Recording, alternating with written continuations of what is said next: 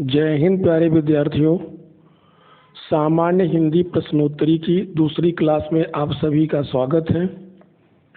इस क्लास में हम सभी लोग हिंदी वर्णमाला अध्याय 2 की चर्चा करेंगे। हिंदी वर्णमाला के अंतर्गत विगत प्रतियोगी परीक्षाओं में पूछे गए कुल 150 प्रश्नों को यहाँ पर संकलित किया गया है।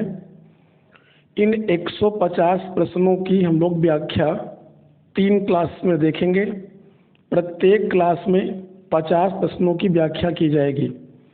तो चलिए आज स्टार्ट करते हैं 1 से लेकर के 50 तक के प्रश्नों की व्याख्या। चले देखते हैं। आज का पहला प्रश्न है, लिखा है कि निम्नलिखित में से कौन सा वर्ण स्त्रीलिंग नहीं है। तो ध्यान रखना है कि यहाँ पर छोटी ई, री और बड़ी ई स्त्रीलिंग वर्णों के अंतर्गत आता है, जबकि बड़ा ओ स्त्रीलिंग के अंतर्गत नहीं आता। यह एक पुल्लिंग वर्ण है। दूसरा क्वेश्चन है कि निम्नलिखित व्यंजनों में से कौन से व्यंजन का उच्चारण तालु से होता है। तो तालु से उच्चारण स्थान चा वर्ग के सभी व्यंजनों का होता है, अर्थात चा, छा, जा, झा, इया। तो यहाँ पर ऑप्शन नंबर सी, क्योंकि तालु का उच्चारण स्थान पूछा गया है तो छा का होगा। अगर का की बात करें तो कंठ से होगा, ढा की बात करें तो मूर्धन्य से होगा, और माँ का उच्चारण स्थान ओष्ठ होता है। ध्यान रखेंगे। लुंठित ध्वनि कौन सी है? लुंठित ध्वनि कौन सी है? इसका उत्तर होगा रा। रा एक प्रकार की लुंठित या प्रकंपित ध्वनि होती है। लुंठित ध्वनि किसको कहते हैं? जिस वर्ण के उच्चारण में जीभ तालु में लुढ़क कर स्पर्श करे उसे लुंठित या प्रकंपित व्यंजन कहा जाता है। ओष्ठ स्पर्श व्यंजन अल्प प्राण अघोष वर्ण कौन सा है? ओष्ठ भी हो, स्पर्श भी हो, अल्प प्राण भी हो और अघोष वर्ण भी हो। तो ऐसा वर्ण है पा वर्ग। पा वर्ग जो होता है वो ओष्ठ होता है।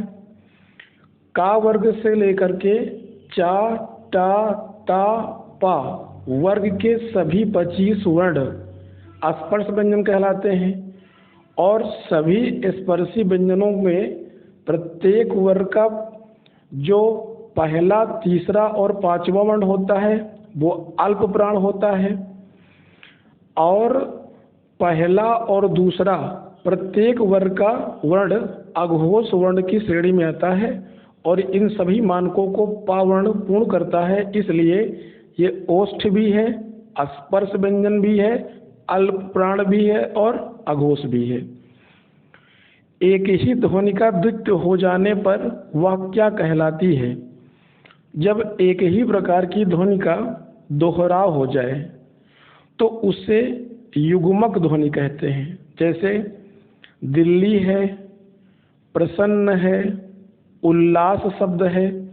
तो यहाँ पर देखा जाए तो दिल्ली शब्द में ला वर्ण का उच्चारण 2 बार हो जा रहा है, एक बार आधा ला और एक बार पूरा ला। इसका मतलब है कि एक ही ध्वनि का यदि द्वित्व होगा तो उसे युग्मक ध्वनि कहा जाएगा। या किस प्रकार की ध्वनि है? या एक प्रकार की तालव्य ध्वनि है। कैसी ध्वनि है? तालव्य है। उच्चारण की दृष्टि से वह कैसा वर्ण होता है? तो उच्चारण की दृष्टि से वह वर्ण दंतोष्ठ के अंतर्गत आता है। हिंदी वर्णमाला में स्वरों की संख्या कितनी होती है? हिंदी वर्णमाला में स्वरों की संख्या 11 होती है। ध्यान रखेंगे। लेकिन यहाँ पर अगर लेखन के आधार पर पूछा गया होता तो संख्या 13 हो जाती, अर्थात अनुस्वार और विसर्ग को शामिल कर लिया जाता इसमें। क्वेश्चन नंबर 9 देख लेते हैं। क्या लिखा है? ए के उच्चारण में डॉट और की सहायता ली जाती है, यानी ए के उच्चारण में किसकी सहायता, ए के उच्चारण में किसकी सहायता ली जाती है।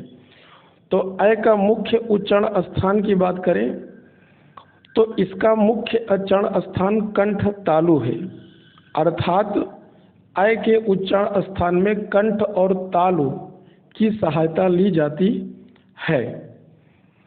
चा वर्ग की ध्वनियाँ किस वर्ग में आती हैं?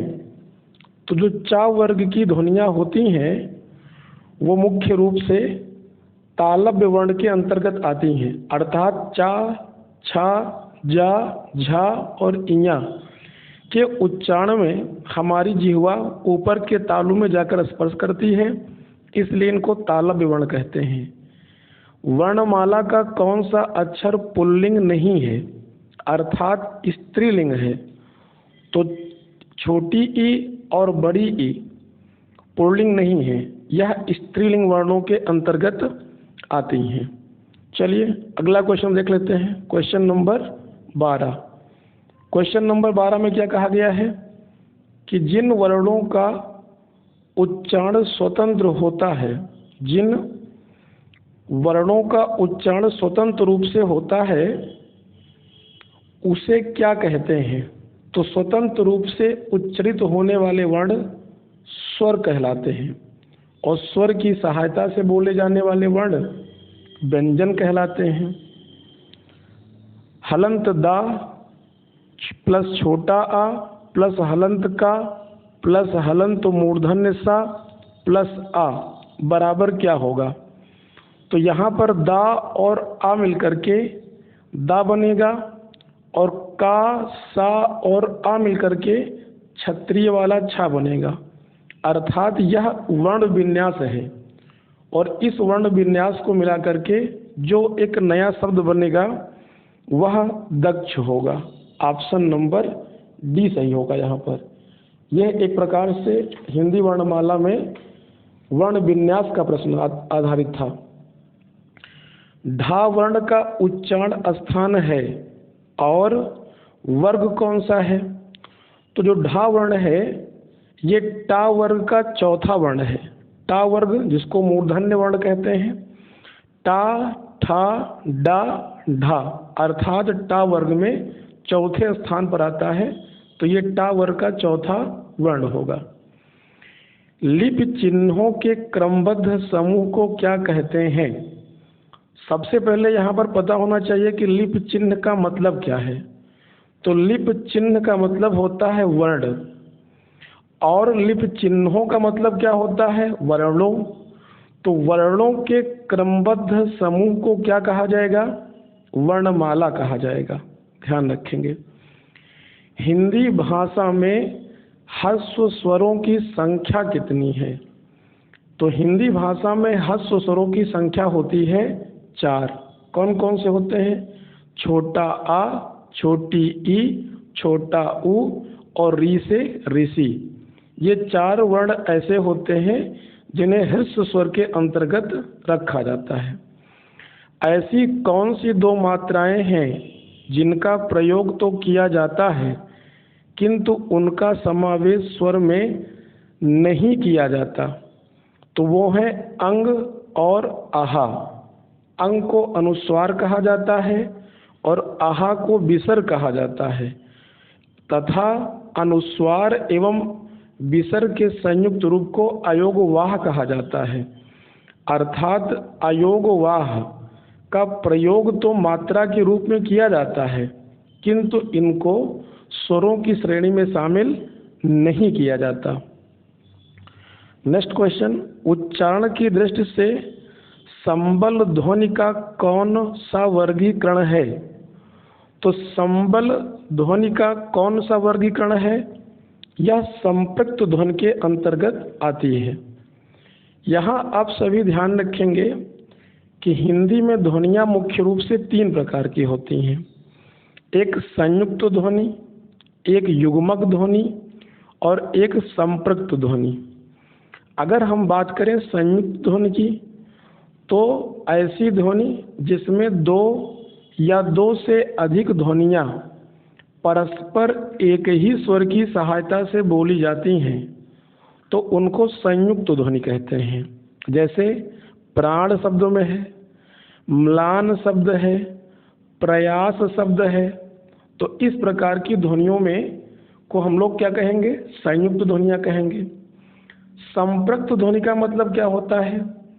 एक ही ध्वनि दो व्यंजनों से संयुक्त हो जाए तो उसे संपृक्त ध्वनि कहते हैं। जैसे संबल शब्द आया था, कंबल शब्द आ जाए तो संबल में सा और बा के बीच में आधा अक्षर माँ आया है, तो सा और बा को जोड़ने का काम कौन कर रहा है? माँ कर रहा है। जैसे कंबल शब्द में का और बा को आधा माँ जोड़ रहा है, बंदर शब्द में बा और दा के बीच में आधा ना आ रहा है, तो इस प्रकार की ध्वनियाँ संपृक्त ध्वनियाँ कहलाती हैं। तीसरा होता है युग्मक ध्वनियाँ।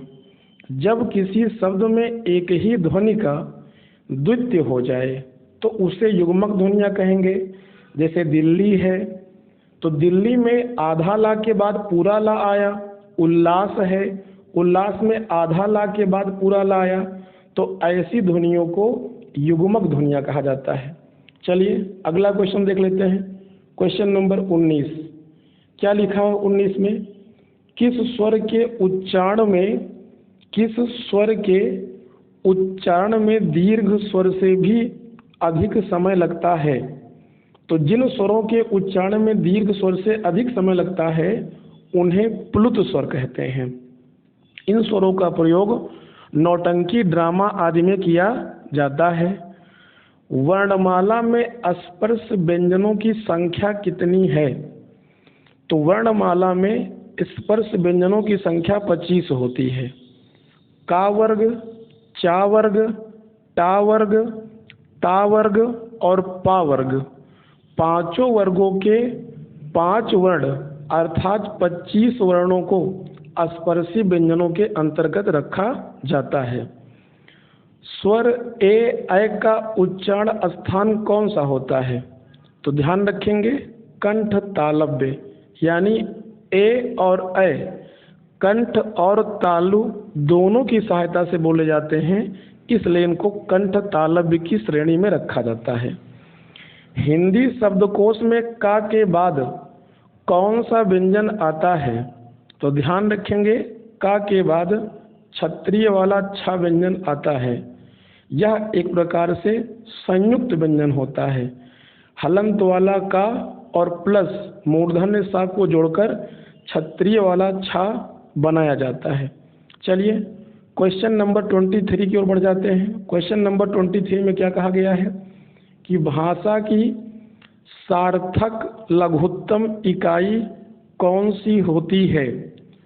तो भाषा की सार्थक लघुत्तम इकाई किसे माना जाता है? शब्द को माना जाता है। लेकिन अगर यहाँ पर सार्थक न कहते भाषा की लघुत्तम इकाई किसे कहते हैं, तो हम वर्ण कहते हैं या अक्षर कहते हैं इसको। निम्न में से दंत वर्ण कौन सा है? इसमें सा दंत की श्रेणी में आता है, ध्यान रखेंगे बी ऑप्शन। निम्न में अनुनासिक वर्ण कौन सा है? तो माँ को अनुनासिक या नासिक वर्ण की श्रेणी में रखा जाता है। जो वर्ण नासिका की सहायता से बोले जाते हैं उन्हें नासिक के वर्ण कहते हैं। निम्न में से कौन सा वर्ण घोष वर्ण की श्रेणी में आता है? ध्यान रहे स्वर तंत्रियों के कंपन के आधार पर वर्ण 2 प्रकार के होते हैं, एक अघोष और दूसरा घोष या सघोष। तो हिंदी वर्णमाला में का, चा, टा, ता और पा वर्ग यानी 5 वर्गों का पहला और दूसरा वर्ण अघोष होता है, जबकि तीसरा, चौथा और 5वां सघोष होता है। तो यहाँ पर चूंकि चा, का और खा ये पहले और दूसरे वर्ण की श्रेणी में आते हैं, जबकि गा तीसरे वर्ण के अंतर्गत आता है, अतः यह एक प्रकार से घोष या सघोष वर्ण की श्रेणी में आएगा। ला और सा का उच्चारण किस स्थान से होता है? तो ला और सा का उच्चारण स्थान दंत से होता है। इनमें से कौन सी देवनागरी की वर्ण ध्वनि नहीं है? तो कंठ, दंतोष्ठ और मूर्धा ध्वनि देवनागरी की वर्ण ध्वनि के अंतर्गत आती हैं, जबकि ग्रीवा ध्वनि को शामिल नहीं किया जाता। किस व्यंजन का उच्चारण स्थान तालव्य है? तो तालव्य की श्रेणी में चा वर्ग आता है और चा वर्ग के सभी व्यंजन तालु होते हैं। तो चा, छा, जा और झा तालव्य वर्ण होते हैं। इनको तालव्य संघर्षी भी कहा जाता है, ध्यान रखना। जिन ध्वनियों की गणना ना स्वर में की जाती है और ना ही व्यंजन में, तो उसे क्या कहते हैं? उसे कहते हैं अयोगवाह। अयोगवाह में कौन आता है? अनुस्वार एवं विसर्ग आते हैं। अंग को अनुस्वार और आहा को विसर्ग कहा जाता है। चलिए क्वेश्चन नंबर 31 देख लेते हैं। क्या लिखा है 31 में? 31 क्वेश्चन कहता है, 31 क्वेश्चन में लिखा है कि स्वर तंत्रियों के आधार पर व्यंजनों को कितने वर्गों में बांटा गया है? तो स्वर तंत्रियों के आधार पर व्यंजन को मुख्य रूप से 2 वर्गों में बांटा गया है। पहला हमने आपको बताया था अघोष और दूसरा घोष या सघोष होता है। निम्न में दीर्घ स्वर कौन सा है? तो बड़ी ई दीर्घ स्वर की श्रेणी में आता है। ध्यान रखें, यहाँ अ और ए को दीर्घ स्वर की श्रेणी में नहीं रखा गया, क्योंकि ये संयुक्त वर्ण की श्रेणी में आते हैं। निम्न में अंतः अस्थ व्यंजन कौन सा है? तो अंतः अस्थ व्यंजनों की संख्या होती है 4, या, रा, ला और वा, इसलिए इसका सही उत्तर होगा वा। निम्न में अल्प प्राण व्यंजन कौन सा है? अल्प प्राण व्यंजन की यदि बात करें तो हमने अभी आपको बताया पिछले क्वेश्चन में कि का वर्ग से लेकर के चा वर्ग, टा वर्ग, ता वर्ग और पा वर्ग में दूसरा और चौथा वर्ण महाप्राण होता है, जबकि पहला, तीसरा और पांचवा वर्ण अल्प प्राण की श्रेणी के अंतर्गत आता है। अब चूंकि यहाँ पर पूछा गया कि कौन सा अल्प प्राण है, तो यहाँ पर जो गा वर्ण है वह अल्प प्राण की श्रेणी में आएगा, क्योंकि यह का वर्ग का तीसरा वर्ण होता है। निम्न में से घोष वर्ण कौन सा होता है? तो पहले और दूसरे वर्ण को छोड़कर तीसरा, चौथा और पांचवा घोष वर्ण में आएगा। तो का और टा तो 2 ऐसे वर्ण हैं जो पहले वर्ण की श्रेणी में आते हैं। चा भी पहले वर्ण की श्रेणी में आता है, जबकि जो जा वर्ण है ये पहली श्रेणी में नहीं आता, ये तीसरा वर्ण होता है। इसलिए जा को हम लोग सघोष या घोष की श्रेणी के अंतर्गत शामिल करेंगे। निम्न में से ओष्ठ वर्ण कौन सा है? अर्थात ओष्ठ व्यंजन के स्वरों के अंतर्गत छोटा ऊ और बड़े ऊ को शामिल किया जाता है। वर्ण तालिका के अनुसार ह्रस्व, दीर्घ और प्लुत क्या हैं? तो ध्यान रखें, उच्चारण काल के आधार पर स्वर 3 प्रकार के होते हैं, ह्रस्व स्वर, दीर्घ स्वर और प्लुत स्वर। जिनके उच्चारण में 1 मात्रा का समय लगे वो ह्रस्व स्वर, जिनके उच्चारण में 2 मात्रा का समय लगे दीर्घ स्वर, और जिनके उच्चारण में 3 मात्रा का समय लगता है उनको प्लुत स्वर कहा जाता है। तो ध्यान रखना, ह्रस्व, दीर्घ और प्लुत स्वर होते हैं। लिखित भाषा मूल ध्वनियों के लिए जो चिन्ह मान लिए गए हैं, जिस रूप में ये लिखे जाते हैं उसे क्या कहते हैं? उसे लिपि कहा जाता है, और हिंदी मुख्य रूप से देवनागरी लिपि के अंतर्गत लिखी जाती है। पा, फा, बा, भा और मा व्यंजन होते हैं। ये सभी व्यंजन ओष्ठ की श्रेणी में कहलाते हैं, क्योंकि ये सभी व्यंजन होठ की सहायता से बोले जाते हैं। दो व्यंजन जब एक साथ मिलते हैं तो क्या कहलाते हैं? इनको संयुक्त व्यंजन कहा जाता है। ध्यान रखना, हिंदी मानक वर्णमाला में संयुक्त व्यंजन की संख्या 4 होती है, छत, त्रंग, ज्ञा और स्रा। निम्न में अघोष वर्ण कौन सा है? तो ध्यान रखना, पहला और दूसरा वर्ण अघोष होता है, तो इसमें पा वर्ग जो वर्ण होगा वो अघोष में आएगा, क्योंकि पा वर्ग का पहला वर्ण होता है। शेष बा, गा और घा सघोष की श्रेणी में आएंगे। निम्न में कंठ वर्ण कौन सा है? तो जो का वर्ग के अंतर्गत आते हैं वो कंठ होते हैं, लेकिन यहाँ पर व्यंजन ना दे करके स्वर दे दिया गया है। तो कौन से ऐसे स्वर होते हैं जिनको कंठ के अंतर्गत रखा जाता है? तो ध्यान रहे, छोटा आ, बड़ा आ और विसर्ग और हासे हल और का वर्ग के सभी वर्णों को कंठ की श्रेणी में रखा जाता है।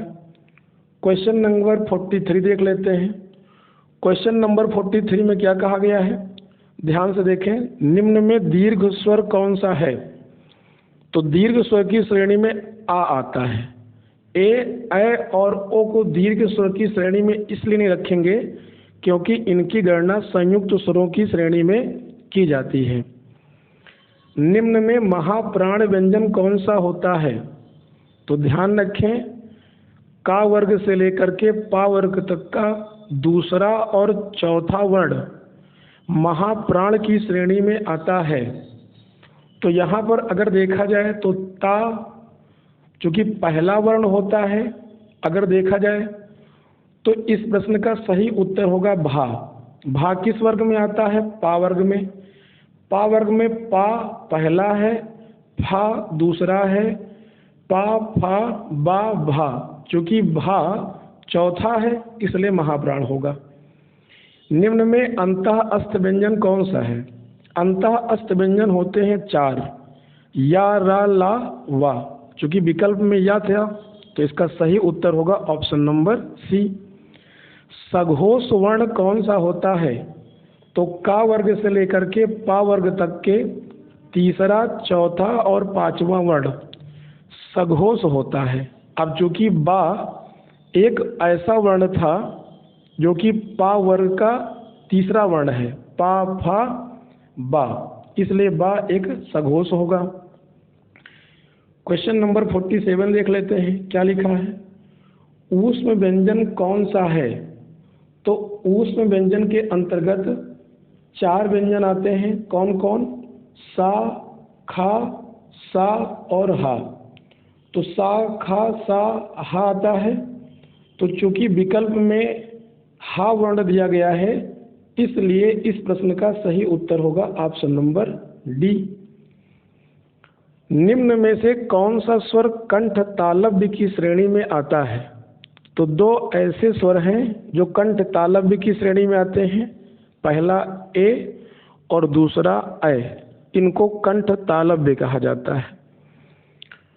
जिन स्वरों के उच्चारण में नाक से हवा निकलती है उन्हें क्या कहते हैं? उन्हें अनुनासिक स्वर कहा जाता है। और जिन स्वरों के उच्चारण में हवा नाक से ना निकलकर केवल मुख से बाहर निकलती है तो उसे निरनुनासिक स्वर कहा जाता है। ध्यान रखना है। आज की इस क्लास का अंतिम प्रश्न है 50 नंबर। निम्नलिखित में से कौन सा अंतः अस्त व्यंजन है? तो अंतः अस्त व्यंजनों की संख्या होती है 4। कौन कौन से होते हैं? या, रा, ला और वा। चूंकि विकल्प में ला दिया गया है इसलिए प्रश्न का उत्तर होगा डी। आज की इस क्लास को यहीं पर विराम देते हैं। पढ़ते रहिए, मस्त रहिए। धन्यवाद।